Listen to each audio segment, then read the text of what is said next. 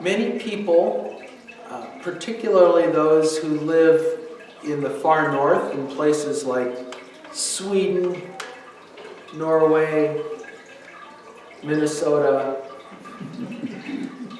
Alaska, suffer from SAD. Who knows what SAD is? What's SAD stand for? Anybody? Seasonal affective disorder. Seasonal affective disorder, exactly.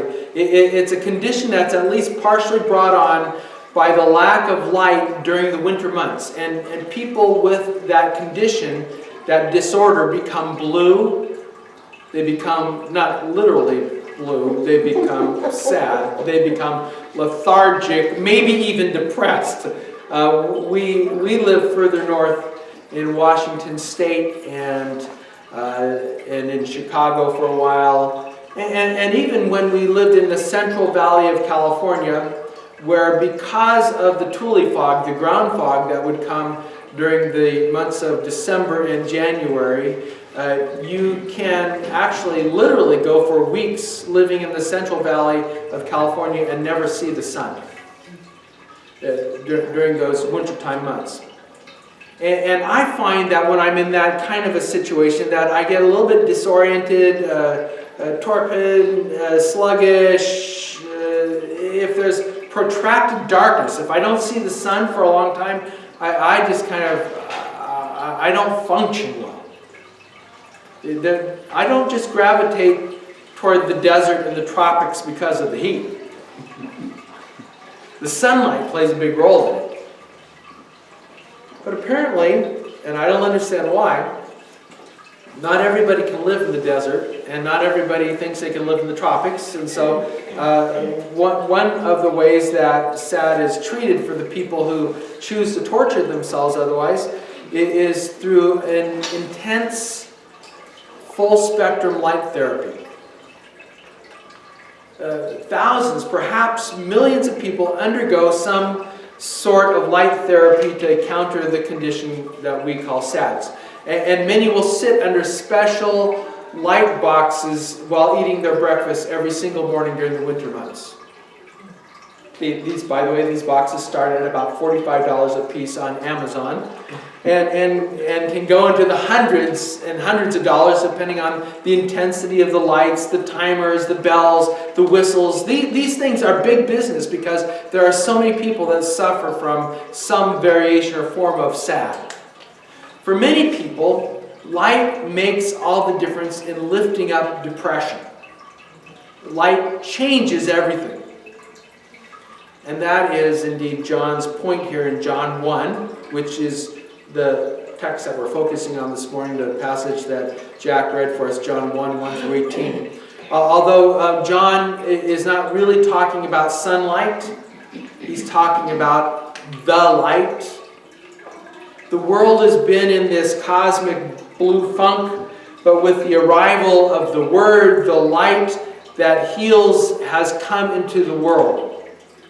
There's been a true enlightenment that conquers SAD. So if you look at John 1, 3 to 5, what came into being through the Word, he's talking about Jesus here, was life, and the life was the light for all people. The light shines in the darkness, and the darkness doesn't extinguish the light. This is the light which overpowers the darkness, which wins out against those things which would drag us down, which are sucking the life out of us. The light shines in the darkness, and the darkness does not extinguish the light. But wait, there's more. John's on a roll. He's only 5 verses into his book, and he's already reached his preaching groove. He's pumped up by this idea of Jesus as the light of God that has entered into the world. So he does not mind elaborating a little bit on what's up with the light. He wants us to see that the light is a person, that there are witnesses to prove that this person is the light. This is not just some kind of philosophical concept as it was with the Stoics, the old ancient Stoic philosophers, the Greek Stoic philosophers, the philosophers from whom John borrows a lot of his language in his gospel. But John infuses those words with totally different meaning, totally new meaning. He spins it in a different direction, but he's using a lot of Stoic language here. The light is not just some noble philosophical concept. The light is a person that's living in time and living in space, and there are real witnesses who can testify to this actual verifiable fact. Take, for example, Jesus' cousin, John the Baptist, who preached out in the wilderness just before Jesus began his own public ministry. So if you turn to verses 6 through 8, a man named John was sent from God. He came as a witness to testify concerning the light, so that through him everyone would believe in the light. He himself was not the light, but his mission was to testify concerning the light. By the time that John the Apostle was writing his gospel, there was apparently a sect of people who thought that John the Baptist was the Messiah. Even today in Iraq, there is a religious group, a religious sect called the Mandeans, and they see themselves as being the disciples of John the Baptist, and each week they follow John's practice, and they rebaptize themselves weekly. This is one of their rituals. They've actually been in the news recently. I don't know if you've noticed it, but they've been in the news recently because of the so-called Islamic State. The ISIS has been targeting them, and many of the Mandeans have fled to Iran.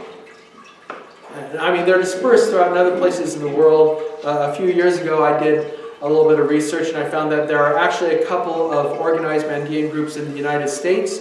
There is one in New Jersey and one in Detroit, or there was back then when I looked. I'm having trouble finding current information on them, and I suspect that they're trying to lay low. That's how they have survived for 2,000 years. This group is very secretive. The nature of their organization is secretive. The way they function is secretive, and so they're kind of laying low, trying to stay under the radar.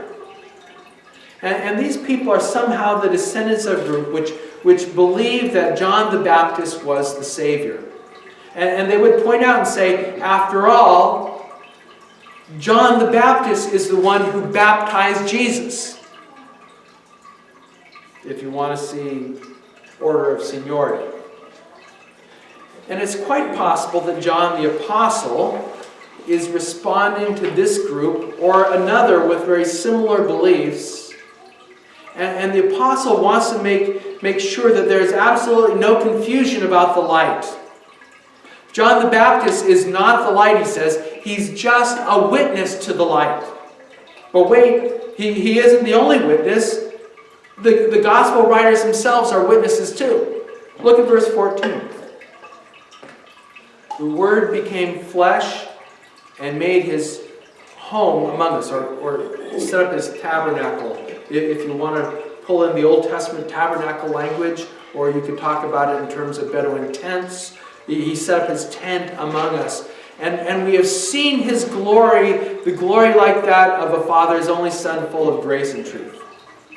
We have seen, he says. We have this first-hand experience, and we attest to the truth of the Son who has come from the Father, full of glory, full of light, glorious light. This is not just some unsubstantiated rumor. It's not some secret hidden enlightenment for the initiated. No, this is all out in the open, and there are real people who have seen it with real eyes, and there are those people can testify to the fact that this actually happened, that the light actually came. So what exactly are these witnesses saying? What is the content of their testimony? Basically, the testimony can be broken down into three elements or basic points. And they are highlighted here at the beginning of John 1, although the whole gospel itself is the testimony, right? Here in chapter 1, this is the prologue. This is the abstract. This is the synopsis, preparing us for what we could expect to read as we go through the remaining 20 chapters of John, which we are not going to be doing at this point because we're going back to Acts next week. But if you were to start reading into the book of John, into the 20 chapters that follow this would be all unpacked. And the first aspect of the testimony of John the Baptist and John the Gospel writer is that the light has been revealed. The light has been revealed. That's number 1 on the message guide if you're jotting those things down. It's been revealed. Verse 9. The true light that shines on all people was coming into the world. Verse 14 again. We have seen His glory. Verses 16 to 17. From His fullness we have all received grace upon grace. As the law was given through Moses, so grace and truth came into being through Jesus Christ. That is the old Jewish law. That it was a good thing. The old Jewish law was a good thing. But things are even better now that God Himself has come. So if you look at verse 18. No one has ever seen God. And then He kind of qualifies and says, God the only Son, who is at the Father's side, however, has made God known. A lot of first century spirituality was built on the idea that there is a secret enlightenment. And salvation, according to this kind of thinking, was all about figuring that secret out for yourself, or receiving the secret from somebody who had already been initiated into the secret. Somebody who had the secret in their back pocket could pull it out and share it with you if they were so inclined.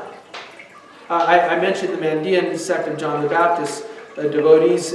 They were heavy into secret knowledge stuff. Not only were they a secretive group in their operation, but they were built around this secret knowledge, and through the constant baptisms, it was hoped that you would come to a point of enlightenment where the secret would become clear and evident to you. Much of contemporary spirituality is built on a similar idea of searching for that secret word that will bring about personal enlightenment. The secret, the silver bullet idea. That if I just find this one thing, if I find the one secret that's going to open this all up to me, it'll all become clear. I'll have knowledge. I'll have light. I'll be able to see it. It's buried in there somewhere. Just look deep within yourself. If you dig deep enough within yourself, you're going to find it. But the gospel says we're talking about something totally, completely different. It's actually something even more radical. For the light has been revealed. It's not kept hidden. It's been revealed. It's all out there for all the people to see. Verse 9, the true light that shines on all people was coming into the world. And this is scandalous to assert that the light can be known by all people, ordinary people. People that are not professionals, or people that have not devoted enough time and effort into becoming enlightened. I mean, there are millions of people who spend countless hours gazing at their navels and disciplining their minds and their urges so that they might join the enlightened. Are they wasting their time? Are they really no better than ordinary people? But here it is. It's all out there in the open, revealed for the masses, for the whole world to see. The light has been revealed. God is a mystery. And there's more about God that we will never understand than there is that we will ever comprehend. Even when you see Him face to face, there's always going to be more about Him that you don't understand. That's just the way it is. But God is not secretive, at least in the sense that He's trying to keep His knowledge secret so that we will not enter into any kind of enlightenment too easily. God is not threatened by our knowledge. As remember that lying snake in the garden? You'll become as knowledgeable as God. God's not threatened by our knowledge. To the contrary, God Himself is making Himself known. We don't have to grope around in the dark looking for the magic switch. He Himself has turned it on for us, for you. The light has been revealed. And that's the good news. That gets us all pumped up. It gets us all excited. And that's what makes the next point all the more inexplicable. Number 2, the light has been rejected.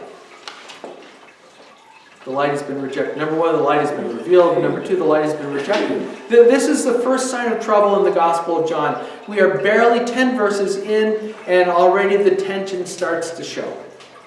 Verse 10, the light was in the world, and the world came into being through the light, but the world didn't recognize the light. The light came to His own people, and His own people didn't welcome Him. Remember, this is the synopsis of what's to follow in the Gospel. And it doesn't make a whole lot of sense when you think about it. It's actually quite ironic. God made the world and then actually entered into that world that He had made in order to be the light to the world that He had made. But the world said, "Phooey on you. We don't like your credentials. And we're really not interested in the kind of enlightenment that you offer anyway. Who invited you? You're just going to wreck the party, so get lost." The Gospel of John is going to be about rejection. So if you're looking for a nice, happy story where no one gets hurt and everyone is a winner, John is saying, well, you can tune out now. Because that ain't going to happen. John is enamored with this notion that the Savior of the world has been rejected by the world He came to save. But by the way, enamored is the English power word of the week for those who are building their vocabulary, their English vocabulary. Enamored means that you cannot stop thinking or talking about a particular thing. It means to be fixated. It means having a strong or even an excessive interest in something. And John is enamored with this notion, this idea that the Savior of the world has been rejected by the world that He came to save. It's not just, and it's not just the world on a whole that has rejected Him, who is rejecting the light. Individuals, those who choose to live apart from God, or to live apart from how God does things, or what God is all about, who have a different agenda than God. They too are rejecting the light. We all do this until we get tired of living in the dark, although some people get so used to the dark that they prefer it to the light. Do you remember, there's a wonderful scene in C.S. Lewis's book, children's book, The Last Battle. You know the Chronicles of Narnia and the Last Battle, where the battle has been won, the fighting is all over. Lucy, Tyrion, Eustace, and Edmund come across a group of dwarfs that are all huddled together in a circle. "Look out," said one of them in a surly voice. "Mind where you're going. Don't walk into our faces." "All right," said Eustace indignantly. "We're not blind. We've got eyes in our heads." "They must be darn good ones if you can see in here," said the same dwarf, whose name was Diggle. "In where?" said Edmund. "Why, you bonehead, in here, of course," said Diggle, "in this pitch-black, pokey, smelly little hole of a stable." "Are you blind?" said Tyrion. "Ain't we all blind in the dark?" said Diggle. "But it isn't dark, you poor stupid dwarfs," said Lucy. Can't you see? Look up, look around. Can't you see the sky and the trees and the flowers? Can't you see me? How in the name of all humbug can I see what ain't there? And how can I see you any more than you can see me in the pitch darkness? How can you go on talking all that rot? Your wonderful lion didn't come and help you, did he? Thought not. And now, even now, when you've been beaten and shoved into this black hole, just the same as the rest of us, you're still at your old game, starting a new lie. Trying to make us believe we're none of us shut up and it ain't dark and heaven knows what. And then Aslan the lion comes along, the Christ figure in the story comes along, and even he cannot convince the dwarfs that the battle is over and that his forces have been victorious in the battle. And so the dwarfs are just left sitting in the dark, and the dark that they actually have come to prefer, the darkness that's of their mind's own making, meaning that the light has been rejected. And that's the way it is with Narnian dwarfs, and many sons and daughters of Adam as well. This is the basis for judgment, John 3:19. This is the basis for judgment. The light came into the world, and people love darkness more than light.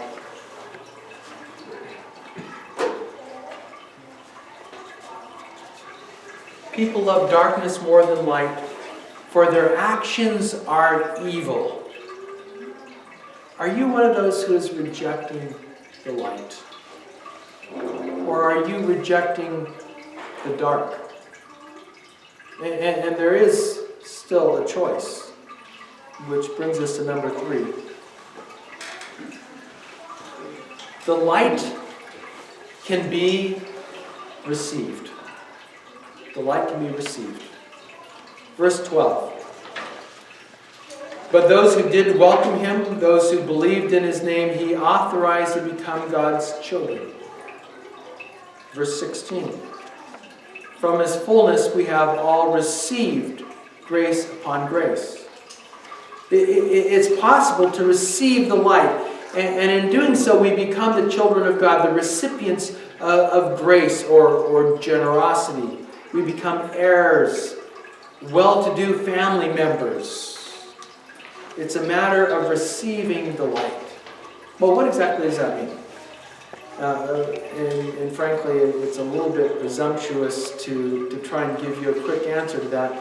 John, the gospel writer, spends 21 chapters answering that very question. But in a nutshell, receiving Christ, receiving the light, means that we become his followers. We allow him to enter into our lives and to take charge of our lives. And it means obeying him. That is, following his directions. Instead of trying to live according to our own set of directions, we follow his directions. And if you don't count yourself among those who have received Christ, those who are striving to live in the light, so to speak, I'd invite you to take that step, that first step, that direction this morning. And you can do that by simply telling Jesus that you receive him and that you want to follow him alone. Of course, it's not a matter of just repeating words. It's a matter of intention, of meaning it. And it needs to be an act of the will. It needs to be a commitment. And I'd invite you to do that this morning, right now. This is a time for a new beginning, a chance to begin to live in the light, to get beyond all the things that happen when we are light deprived. And now is a good time to start living in the light-filled direction. In summary, here's the key point. With the arrival of Jesus, God's light has been revealed, and it's for all people. With the arrival of Jesus, God's light has been revealed, and it's for all people. And that is good news.